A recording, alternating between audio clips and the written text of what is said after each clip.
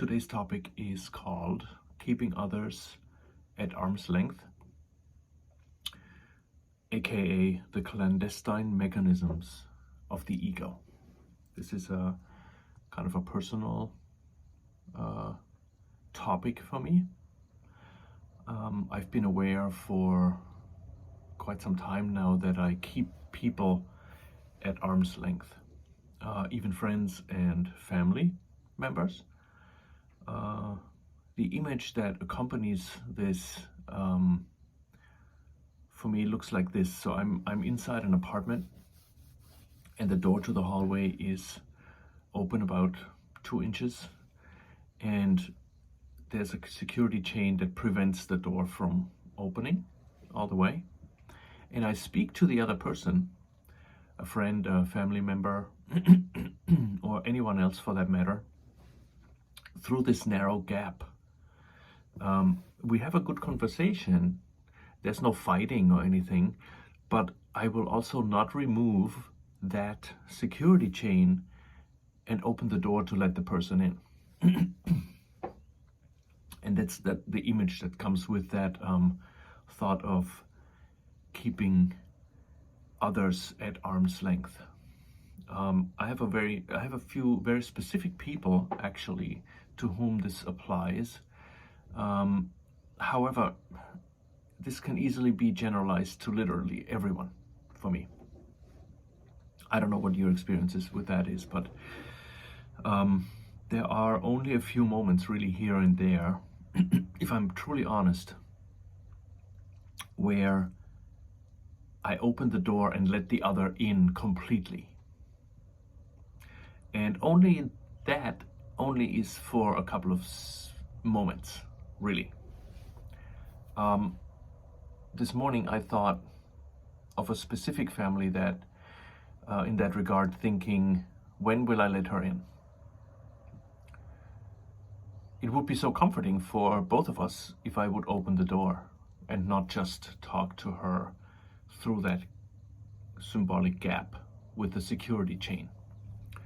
The line in the course that I thought of was, the thought of God surrounds your little kingdom, waiting at the barrier you built to come inside and shine upon the barren ground. That is chapter 18, section 8, sorry. So I know I do this with Jesus as well. I only very occasionally open the door to him and let him in. But then we're only still in the foyer, right? We're not in the living room. I let him into the foyer of the apartment, very close to the door. I don't close the door behind him. I leave the door wide open so that if I need to send him off, which I do very quickly after I let him in, I can send him away and shut the door and put the security chain on again. I can accept Jesus as my teacher all I want. I still don't want him anywhere near me, really. At least not sitting on the couch in the living room together.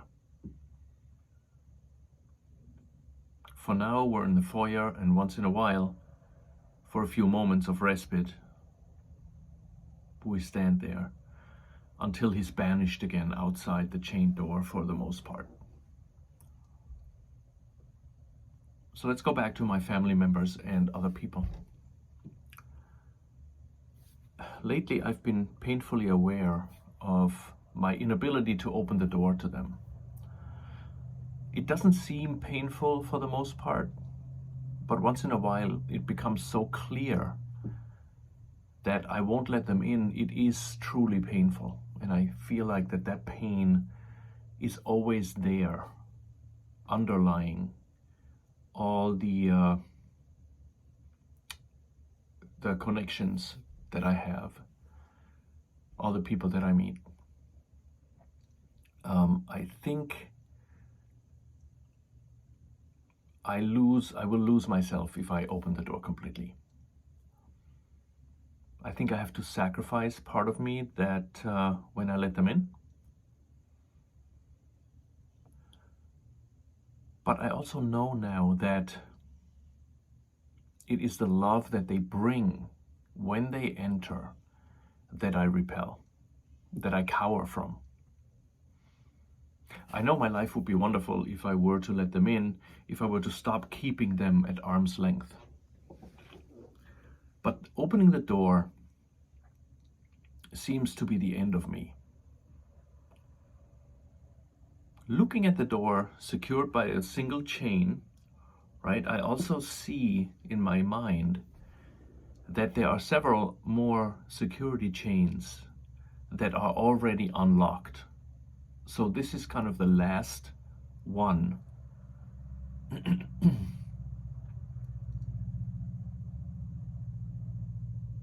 And I think this is the crucial one.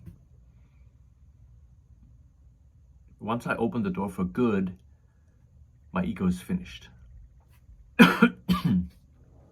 In my life as I know it, I think would be over. I believe. What I also realize is that there's part of me that still, after 30 years on this journey, doesn't trust Jesus' words that assure me of the loveliness I will see once I open the door. I have experienced that loveliness on numerous occasions, and still I'm keeping the door shut for most of the time. The Course says, see how life springs up everywhere. The desert becomes a garden, green and deep and quiet, offering rest to those who lost their way and wander in the dust. Give them a place of refuge, prepared by love for them where once a desert was. And everyone you welcome will bring love with them from heaven for you. They enter one by one into this holy place, but they will not depart as they had come alone. The love they brought with them will stay with them as it will stay with you, and under its beneficence, your little garden will expand and reach out to everyone who thirsts for living water, but has grown too weary to go on alone. That is also in the text, chapter 18, section 8. So I know that love awaits me on the other side of the door. It's very clear to me. It's crystal clear. But I still keep it closed. The question that I ask myself is, what will I really lose if I open the door? I remember another image of a door that I had that came up during a therapy session, I think about 15 years ago. I had written it down back then. It was also called The Door. A vast green landscape, endless fields and hills. The sun sits behind a large block, casting a shadow on the land I walk on. As I come closer, I see that the dark block is a wooden door. Massive, ancient, at least 30 stories high and as wide. When I reach it, I sit down, leaning my back against it. The wood radiates warmth, comfort, heated from the sun on the other side. When I look toward the direction I came from, I see an ocean of human shapes in the distance. I can identify faces, my family, friends, clients, co-workers, and strangers, all walking together toward the door. Their shapes are dark and distinct. I get up, step away from the door, and turn towards it. Its two massive sides open slightly, creating a small gap in the center, just large enough for me to look through to the other side. The same landscape, a mirror image of the one I'm in. The only difference is, it is drenched in light. I see the same people there, family, friends, clients, co-workers, and strangers. Shapes of light, almost indistinguishable from each other. There's a chorus, slightly below my ability to hear, easily dismissible, coming from the light shapes. Utter and complete joy radiates from them. For a moment, I hear the song, a hymn, inviting me to join in, to add my voice to theirs. My hands touch the doors, one hand on each of them. There's the slightest push, ever so gently, pressing against the palms of my hand. No, I think quietly. The pressure lessens. The massive doors respond to my smallest wish and close. I sit down again, warming my back on it. There's no rush, no urgency, no time, just the comfort of the knowledge of where I am always and where we are all, here and in eternity.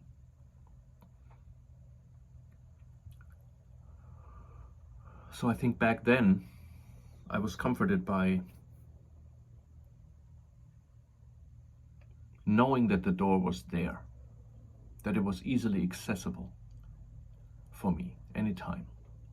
Now, having been in this place for a while, I become more aware of the pain of not opening it. I know part of me wants to keep the gap between us intact. The other part, the deeper part, is already walking through the door, pulled by the attraction of the love that is on the other side. But that part, I think, is still hidden beneath my wish to keep the separation going and to keep my individuality alive as it is. To generalize this to the bigger theme that is in the Course, I think keeping others at arm's length is the same as the ego's goal of minimizing fear. It says in the Course, minimizing fear, but not its undoing, is the ego's constant effort. That is in the text, chapter 11, section 5. I think on our journey to peace and through our practicing the Course, we learn to identify the state we're in, how we feel, what we think. It's relatively easy to identify hatred, judgment, and annoyance, anger, and such, right? We work with that for a while until we realize that there are more subtle forms of judgment that are a bit harder to pinpoint, especially in the beginning. I catch myself sometimes trying to make other people guilty in the most subtle ways. If our grown kids, for example, leave dishes in the sink, right? We all know the feeling. Just as an example, I sometimes notice that I make a small remark about it. It's the smallest remark. And the remark is really not the issue. The issue is my goal at that moment. And I become aware that I want to make someone guilty. It's a very small thing. But that small thing, undetected, right, has the power to keep the door shut. That is our pushing, or my pushing against the door to close it. Those very subtle, seemingly very small things that I put in between me and the other person. The ego wants us to minimize fear, but never completely give it up. And this is the same with judgment. The ego's goal is to keep us engaged, and as it can't stop us from being on this path to peace, it can certainly muddy the waters, make the path less clear. Those expressions of lack of love and judgment that are just under our radar will keep us from peace just the same as intense anger. That's why Jesus says that there are no small obstacles, no small annoyances. He says you will become increasingly aware that the slight twinge of annoyance is nothing but a veil drawn over intense fury. That is in the workbook, lesson 21. Thinking about this topic for today, I thought that keeping people at arm's length is one of the chief weapons in the ego's arsenal, really. Not because of what it is we're doing, but I think because we're not aware of it. We have normalized not experiencing love for everyone. We have learned and overlearned to love, quote unquote, a select few, a few friends, family members, but to go, for example, into a grocery store and literally love everyone we meet there is not usually our experience, right? It isn't our goal when we're with the ego. The line from above, minimizing fear but not its undoing, can be slightly modified to say minimizing judgment but not its undoing, to correctly assess the ego's goal for us. In the above image of the door, whether I scream at the door from the bottom of my lungs in utter rage,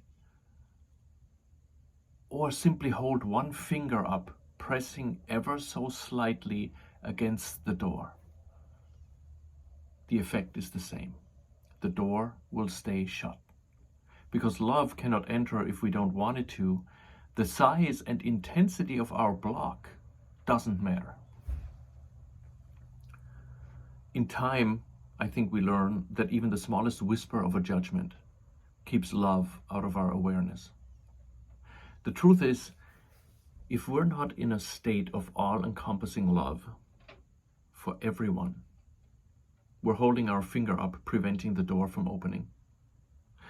It's very important to realize that this is not a sin.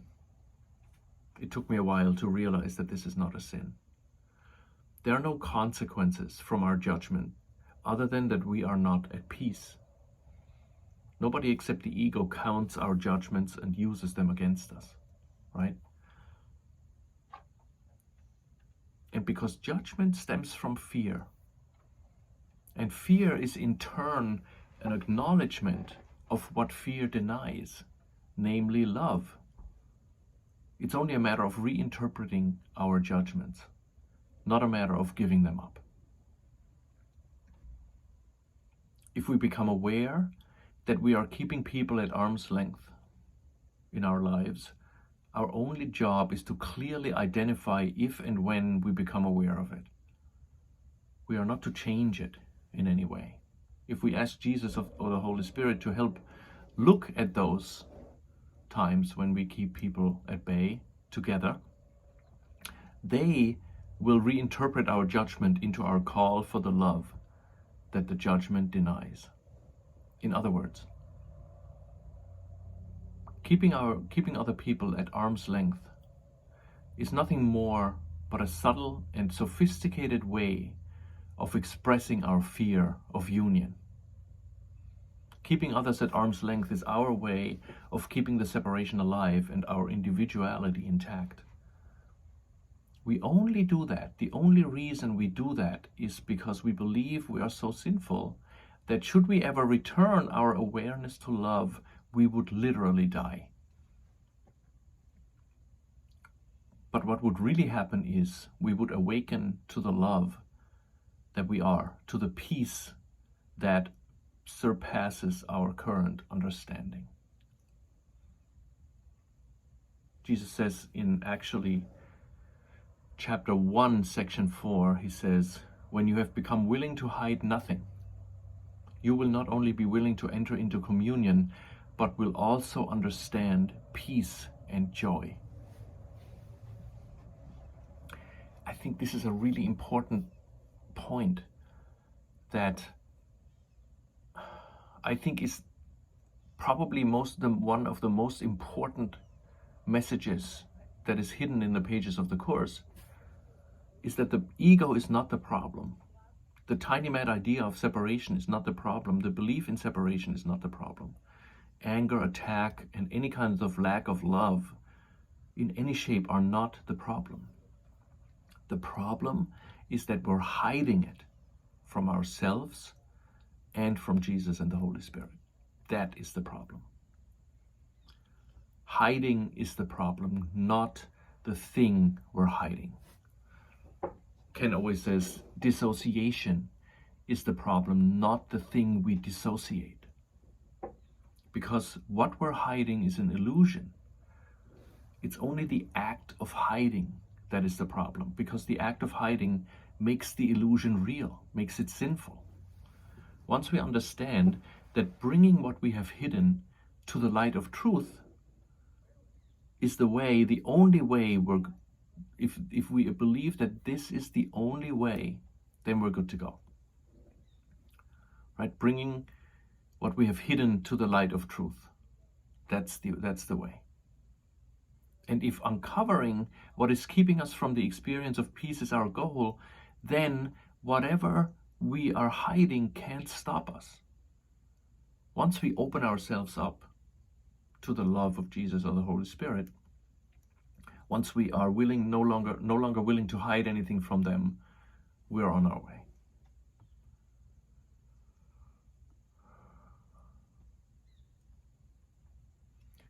You're in those times when it's really hard and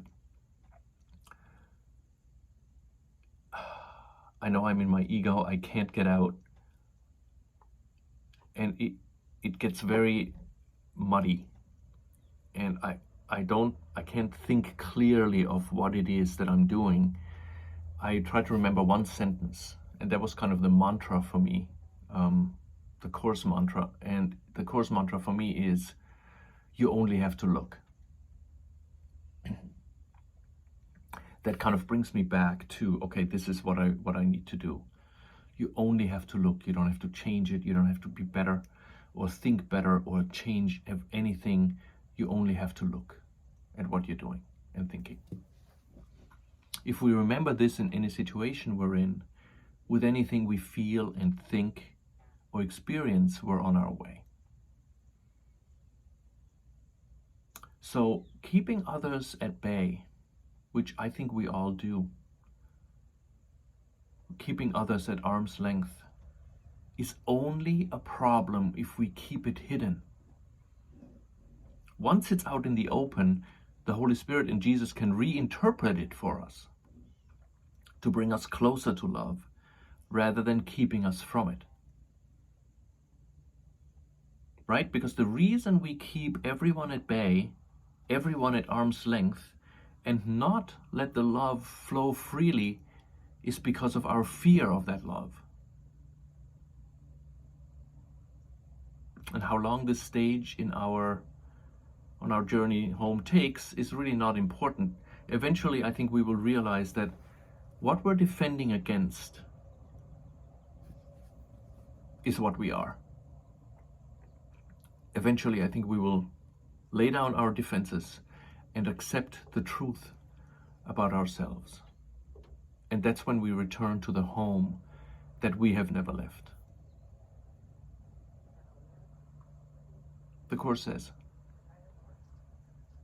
watch carefully and see what it is you are really asking for. Be very honest with yourself in this, for we must hide nothing from each other. If you will really try to do this, you have taken the first step toward preparing your mind for the Holy One to enter. We will prepare for this together, for once he has come, you will be ready to help me make other minds ready for him. How long will you deny him his kingdom? That is in the text, chapter 4, section 3. And that's it for today. Thanks for watching.